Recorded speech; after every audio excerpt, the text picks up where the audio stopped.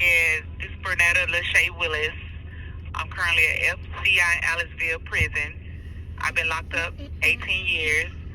I was sentenced to 43 years for a white-collar crime by Judge Mark E. Fuller in Montgomery, Alabama, that has been derobed as we speak for using drugs, abuse, cheating on his wife, etc., etc. Mark E. Fuller, that is.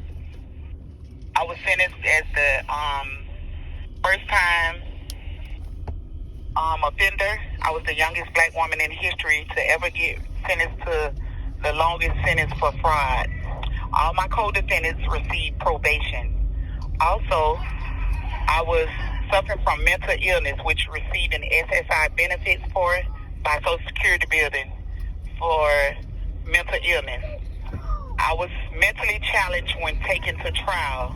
I was mentally challenged taken to a public trial by my lawyer, Valerie Smithley, out of Montgomery, Alabama, which she has been disbarred for being ineffective to multiple clients now as we speak. That name is Valerie Smithley. She did not prepare me for trial. Also, she knew that I was suffering from a mental illness. No one did nothing. At the time of sentencing, a psychiatrist, Mr. Ghostley, David Ghostley, out of Alabama, forensic science, testified at my trial in front of Judge Mark Fuller, letting him know that I was suffering from a mental illness and I was not competent when I went to trial, nor is I'm competent to proceed with sentencing. He filed for a diminished capacity downward departure or something like that, which the court ignored that. They sentenced me to 43 years when I was facing that first 0 to 6 months because it's only about Hurricane Katrina fraud. I was conspiracy. The feds kicked in my door, put guns at my children's head, their back. My daughter. This call is from a federal prison. Mercedes. She was 11 years old. They put a gun to her head in front of my 3-year-old Cameron Willis. Also, the second time they came to the house to arrest Latasha Washington, my female girlfriend, they put guns to my children's head and cocked them in my face.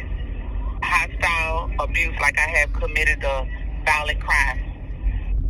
I just want the world to know that I was wrongfully convicted.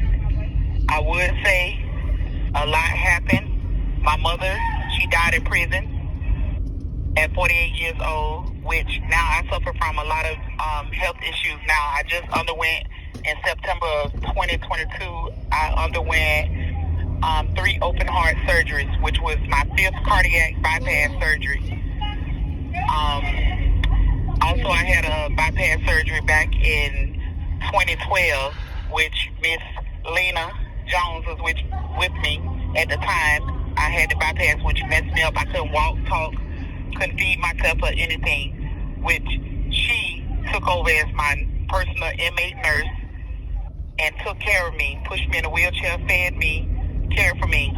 No one else did nothing. It was so sad. We traveled on a bus for 22 hours while I just had surgery like over a week.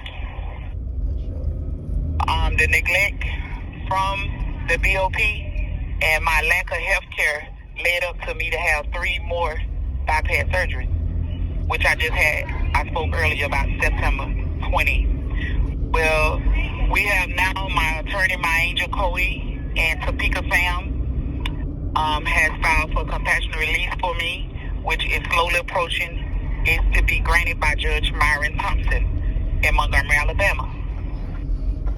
My release is coming. We're just waiting. We thank God that I won't die in prison like my mother did. My children suffered over all these years, which took a toll on my health also, because they had so much hardship, lack of family support.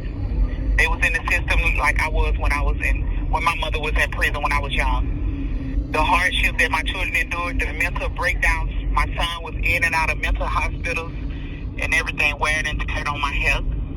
My health is wretched right now. I just thank God that Judge Myron Thompson will have compassion to grant my release really soon here.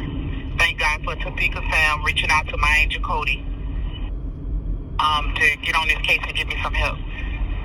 It's just, we need justice. Like I said, I'm a woman that was mentally challenged, took to a public trial, sentenced to 43 years, the youngest black woman in history to ever receive the longest federal sentence for fraud by Mark E. Fuller in Montgomery, Alabama, which has been derobed.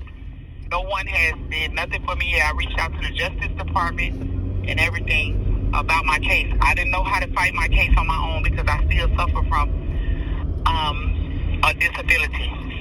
But by the grace of God, like I said, my angel Cody is on my case in Topeka Sam now. We're going to get justice soon by Judge Myron H. Thompson. I just want the world to know that tough times don't last always, but tough people do it. And I can speak for myself. I'm one of them people. I thank God that I'm strong, and by His grace and mercy, I'm still alive to this day. I've been in prison all this time for white-collar crimes. Crazy. Okay, Lena? So, sis, did you have any staff members in prison that help you, that you know, we know the system's so crooked, you know, the medical system is so crooked in there. Did you have any, like, staff members that did, you know, help you, who, you know, try to make it to where you're not in a, you know, you already in a tough place, in a tough situation, to try to get you, like, any type of, you know, help, try to make the stay better for you while you was in there? Yes, and I will speak. I'm glad that you asked me that question, Ms. Jones.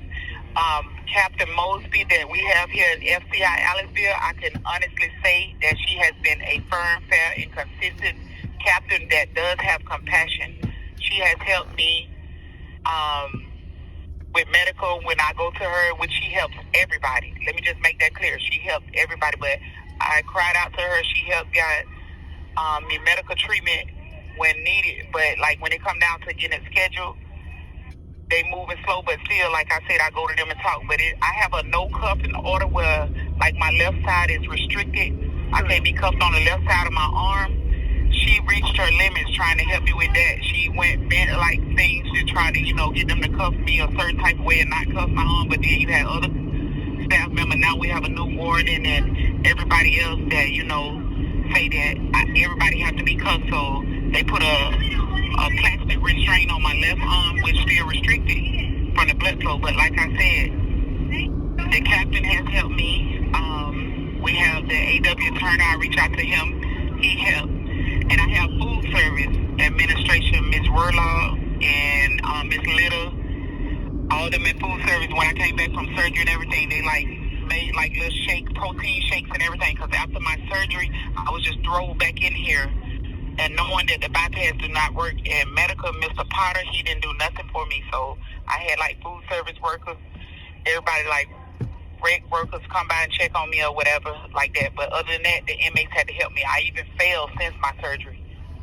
But nobody else but have to depend on the inmates to help me. So have you been back to the doctor since your last surgery?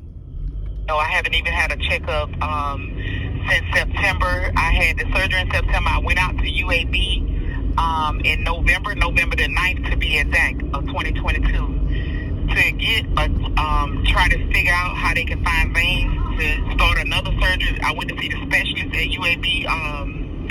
His name is Benjamin Pearson, UAB cardiologist. But while his nurses and stuff was doing This call is from a federal prison. doing my ultrasounds to see what veins they can use next, I started developing chest pain because I guess I had rolled over almost 3 hours to UAB, handcuffed or whatever. So I have chest pain, so they had to give me a nitrate and rush me to the UAB emergency room. And I stayed there a long time, so I didn't get to see nobody, and I haven't been back yet. That's crazy.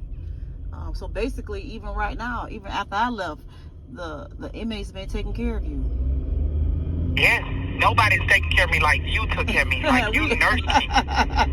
Yeah, you nursed me back to health, for real.